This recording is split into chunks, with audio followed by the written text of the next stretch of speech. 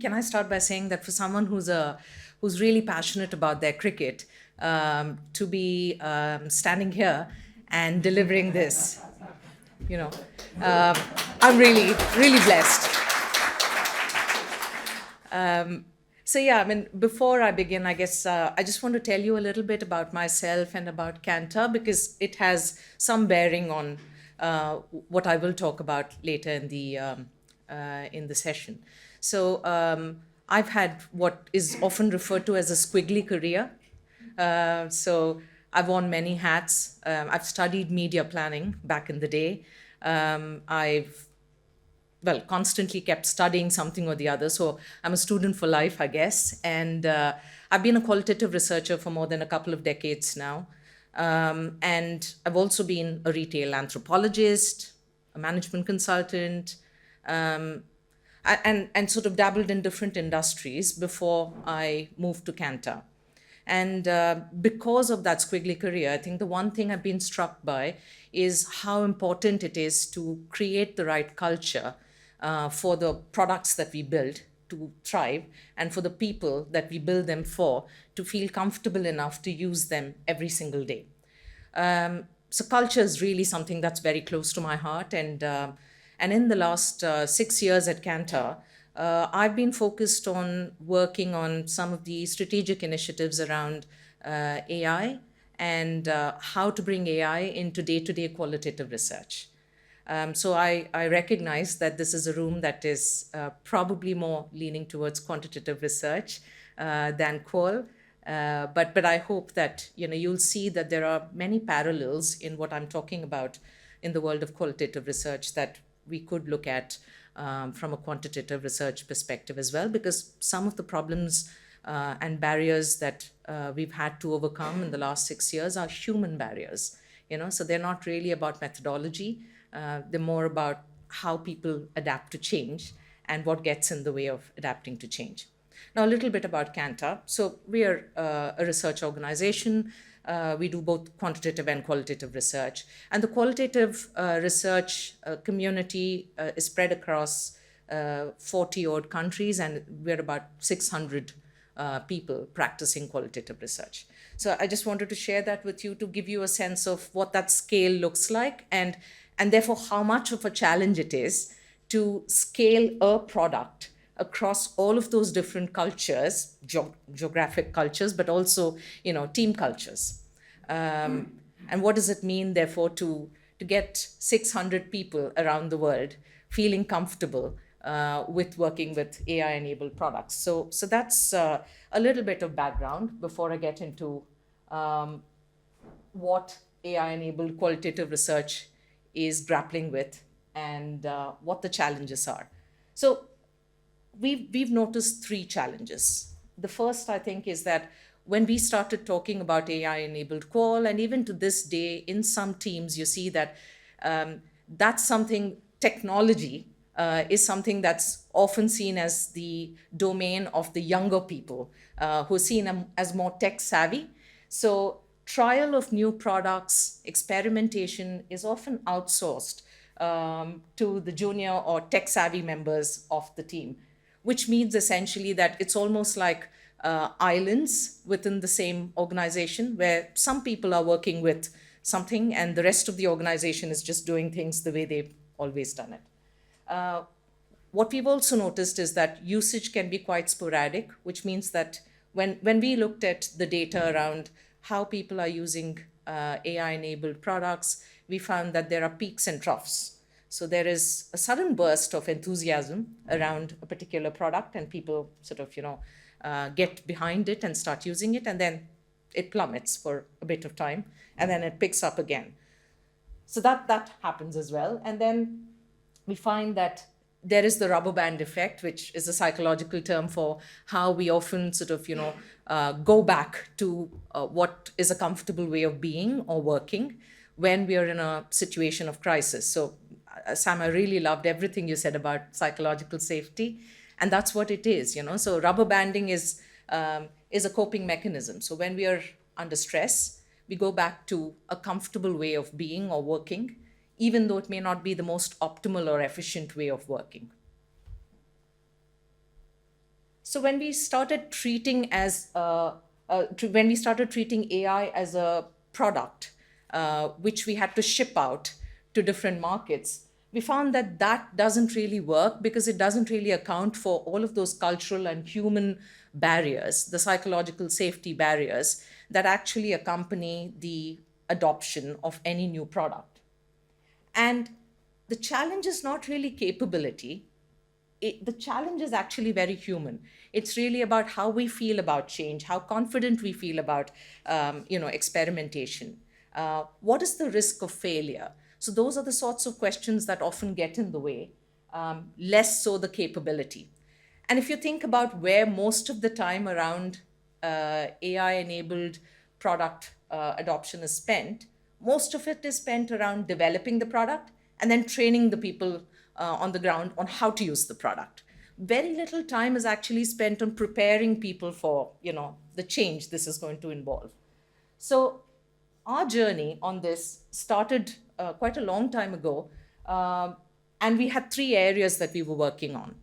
I think someone mentioned that the boundaries between qual and quant are blurring, and I think they've already blurred a long time ago, actually. So when you think about qual at scale and the fact that, you can have conversations with, in the past, it would be focus group discussions or in-depth interviews. So you're talking to 8 people at a time, or you're talking to one person at a time, or 2 or 3, whatever.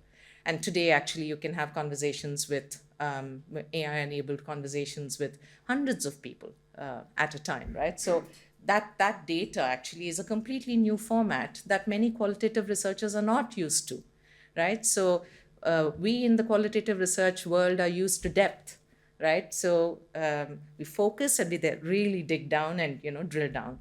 To suddenly be presented with scale like that is a very different challenge, and it requires a very different skill set. So in all of these three areas, whether it's AI-enabled analysis, which is, analysis of hundreds and, sometimes even 1,000 transcripts of discussions with people, conversations with people. I'm not talking about open-ended questions. I'm actually talking about proper conversations, long format conversations. So to be presented with the analysis of 1,000 such discussions, or 1,000 such interviews being done real time, that was really daunting to a lot of us. And so many of our learnings are about how we sort of managed that change from the old way of doing qualitative research to a more current way of doing qualitative research, which required a completely different approach. And I think what we figured really is that the first challenge to work with is really the challenge around identity, or how we see ourselves as qualitative research practitioners.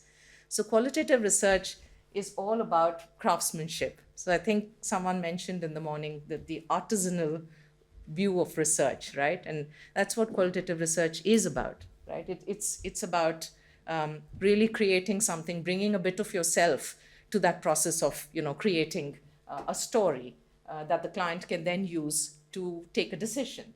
It's about consumer intimacy. Unlike quantitative research, qualitative research is actually about spending time with people, right? Where, of course, in post-COVID, a lot of that moved online, but it's still about seeing the person that you're, getting that data from. It's about engaging with them, right? So it's about consumer intimacy. And that's what clients value about qualitative research. So when they buy qualitative research, they're doing so because they believe that you have access to that time with the consumer to really understand their lived experiences and the frictions in that lived experiences. You bring all of that insight around that to, problems like, so therefore, where's the next big white space? What should the brand stand for? All of those questions are answered when, a qualitative researcher gets really intimate with the consumer and their lives.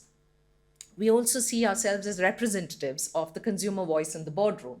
In a world where more and more of the data that you get is so distant and so, anonymized, that representation of a real person's voice in the boardroom when decisions are being taken is critical. And the number of our clients, in the C-suite, the number of those clients who feel that distance from consumers and want that, representation of consumer voice in that boardroom, that's quite encouraging, I'd say. So, but that's what the qualitative research identity is all about. And it's a very high control culture, in the sense that you go out and collect the data, you analyze it, you tell the story. Now, put AI into the mix, right? And suddenly you find that the entire AI narrative in corporate environments is about distancing. It's about telling the qualitative researcher that, you step back. The AI will go out there and collect the data for you. You step back, the AI will do the analysis for you. And now you can tell the story, but the AI can do a bit of that as well. So there's a lot of distancing that's happening. And it's almost like telling a craftsman or craftsperson, I guess, to be more politically correct. But it's about telling someone who's an artisan that, go from bespoke to factory. And there is a place for factory made, but there's also a place for bespoke. And how do you sort of merge the two, I guess, is the question. And then the second really big point around culture creation is the AI development journey itself. Now, what we found really was that what wasn't working was compartmentalized ways of working. So we had this whole thing about the researcher doing the research, the data scientist doing the development of the product, and the technologists coming and scaling it. So I think what I would add to the previous presentation that talked about symbiosis is that it's not just the research and the data science teams that need to work together. What we learned actually was that there is a really important last mile, which is around technology. Do you have the infrastructure to actually scale this across 40 markets, across 600 researchers, right? Because something can be a great model or a great proof of concept coming out of data science. But when you start thinking about scaling this, that's when you really sort of encounter the messiness of moving from a sandbox environment to an actual real life workflow. Um, and then the second thing that we also found around the AI development journey is how much of pressure there is in the leadership teams and the C-suite to talk about the successes, and how little gets talked about, the failures along that journey. And equally about, how the project team's experience sometimes of the product is very different from what the C-suite seeing it as, right? So the current journey, when you think about these compartments, leads to a lot of duplication. What it also does is that, there are these handoffs that happen, which mean that very often actually people are working on things that could be problematic in the future, but because it's been a handoff, that other team, the expert team, hasn't had a view of what the problems are until they become really big problems.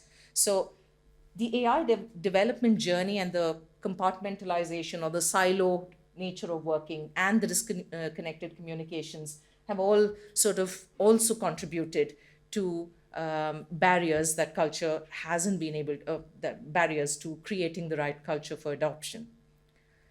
So we started looking at where the friction is. And I should have said this earlier, but I can do that now.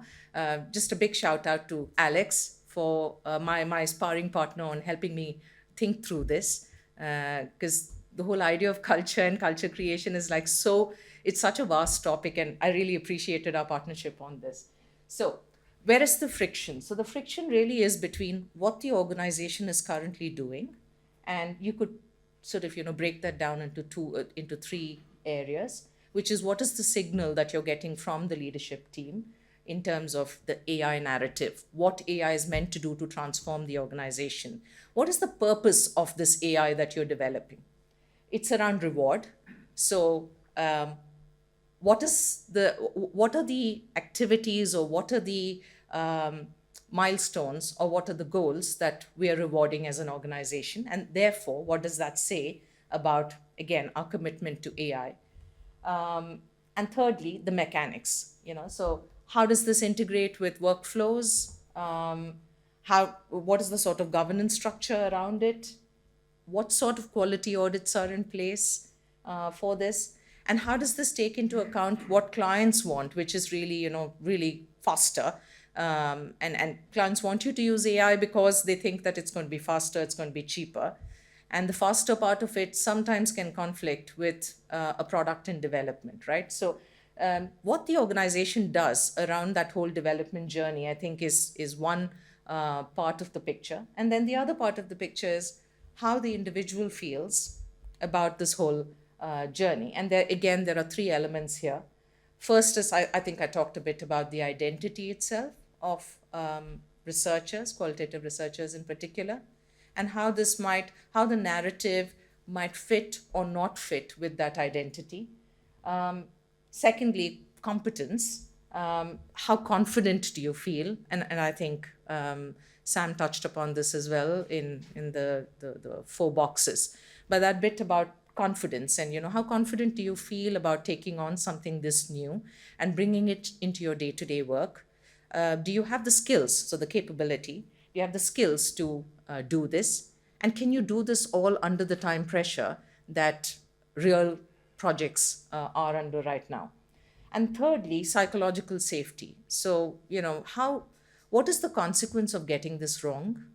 Who takes the blame if you get it wrong? Is it shared or between the organization and the individual? Or is this largely the individual shouldering it? And how much permission do you have to go outside what has been determined as the use case for the product? How much permission do you have for trying this out on some of the edge cases? So those would be how the organization and the individual sort of come together. And this is, a sort of a matrix to think about the frictions that we might encounter along the journey. So I will talk a little bit about each of these, but basically there are 9 cells here. So there are essentially 9 friction points. And the first really is around identity. So when you think about identity, I guess the first question really is, what's in it for me? So as a researcher, you're saying, okay, why am I doing this? Is this just about, the company making a bit more money? Is this just about delivering faster, cheaper? What is this all about? And framing this as something that that helps with that identity that people have of themselves as qualitative researchers was a really important shift for us to make. I think we thought when we said something like, this is going to make the whole process 40% faster, that in itself was a motivator. But, what people really wanted to know was, okay, what's in it for me? And what's in it for me if I'm a senior practitioner? What's in it for me if I'm an entry-level practitioner? And when we started looking at the way people were using this product, we figured that there were some really powerful personal benefits that we could talk about. So the first is, I don't believe that the AI model is not capable of thinking. I think what we saw was that it's actually capable of expanding our thinking.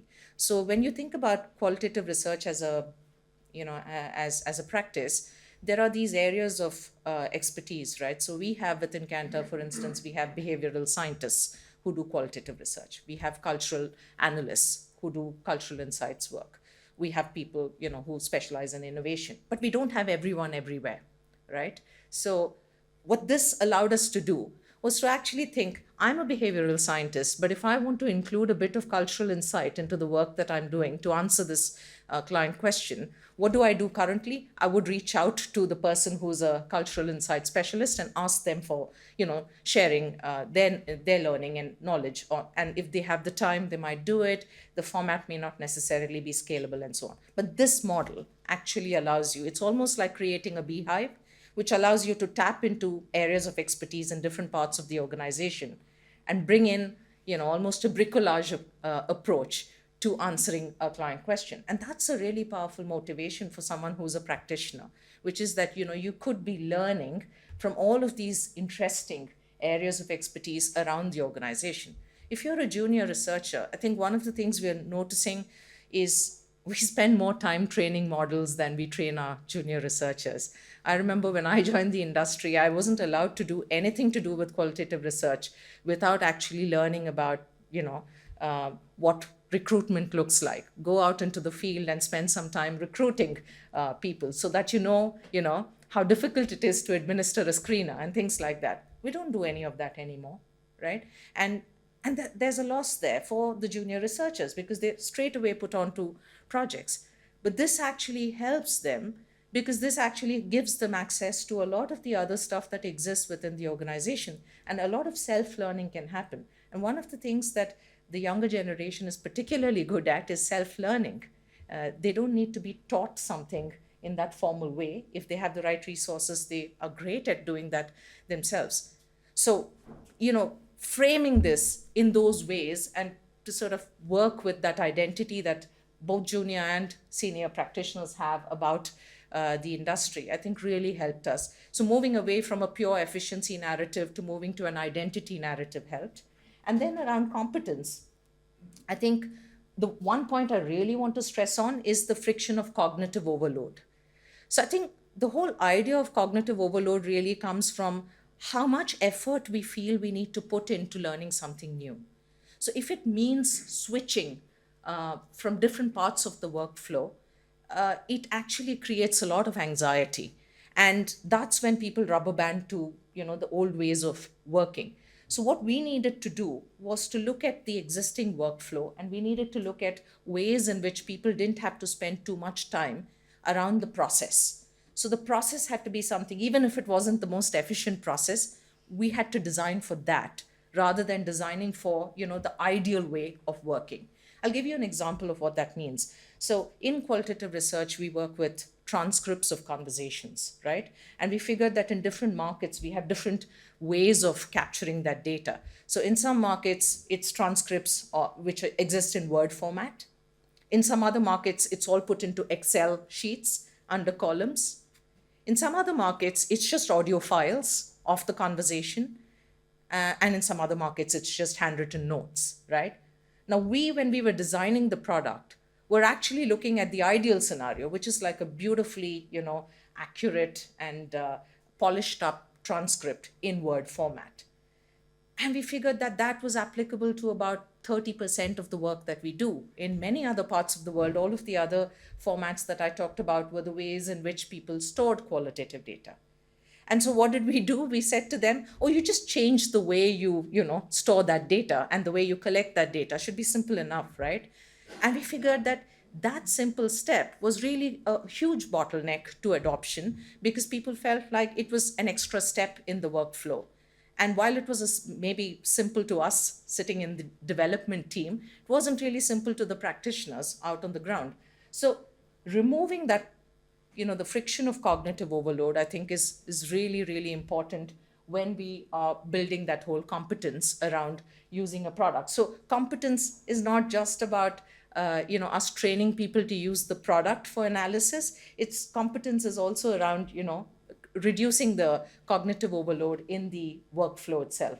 And then the other point I wanted to make was around rewards.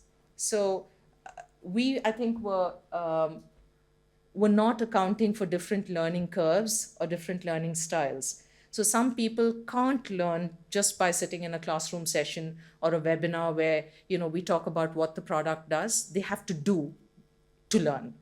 And some people learn, and people learn at different paces, right? So I mean, there are some people who get a concept really quickly, are willing to go and use it in their day-to-day work. Some people take a bit of time, but once they do, then they use it across everything that they are working on. So having targets for different learning styles and different learning curves, I think that was really important as well in signaling the right sort of cultural environment for this.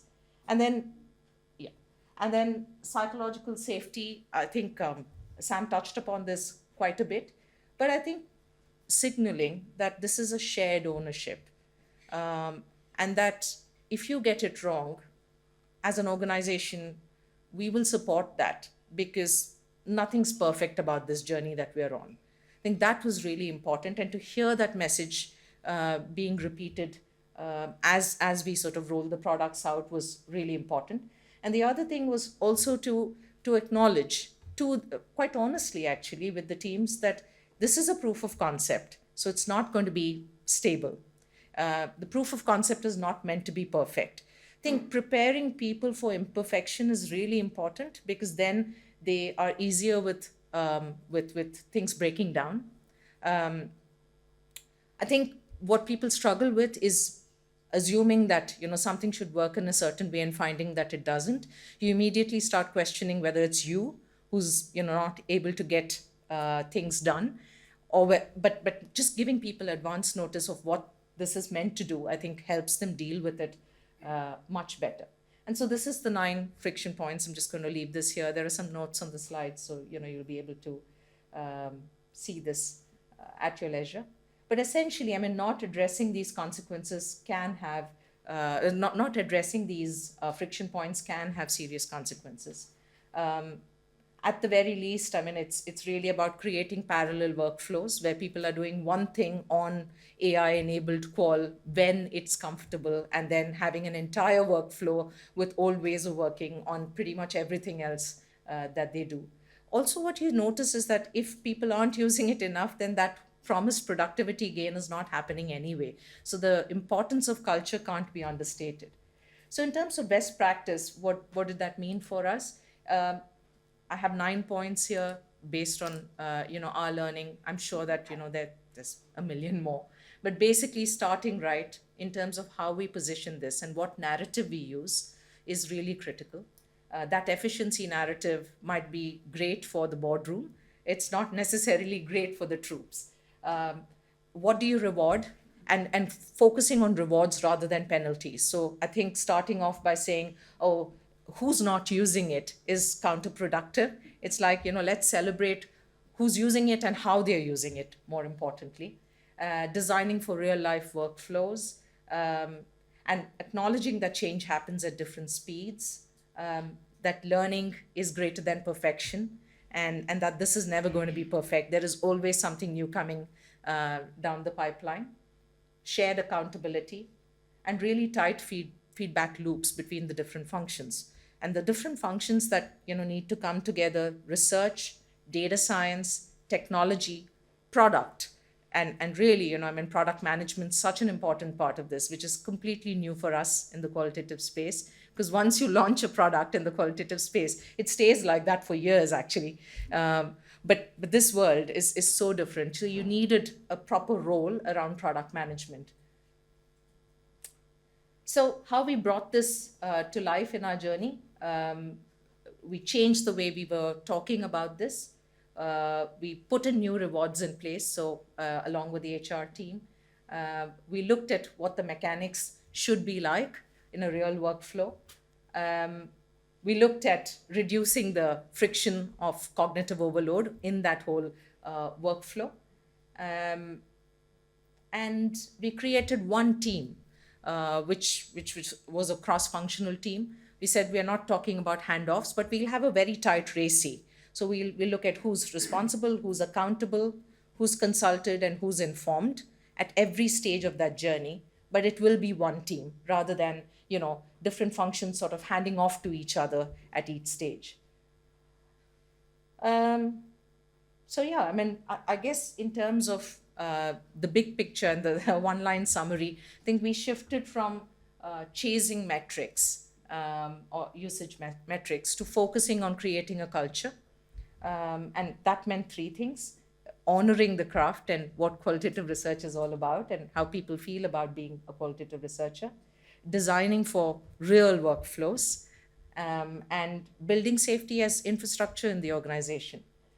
So what I'd like you to take back is maybe reflect on some of these things which I've been doing a lot of and continue to do as this journey evolves, which is essentially thinking about that matrix and saying, okay, which parts of of that matrix sort of apply to you, which parts of that matrix apply to your organization, and maybe in terms of action, which of those actions seem easier or tougher to implement, and what are some of the things that can be done immediately to address those 9 friction points. So I've sort of breezed through a lot of content, and I'm sorry for talking at you. I would have liked to have sort of made it a bit more interactive, but I had a lot to rush through.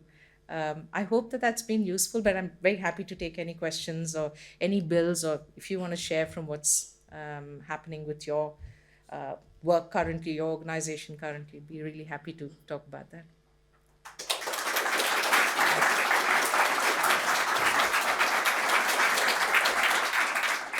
Thank you very much, Tara. Do we have a question or two? Yeah.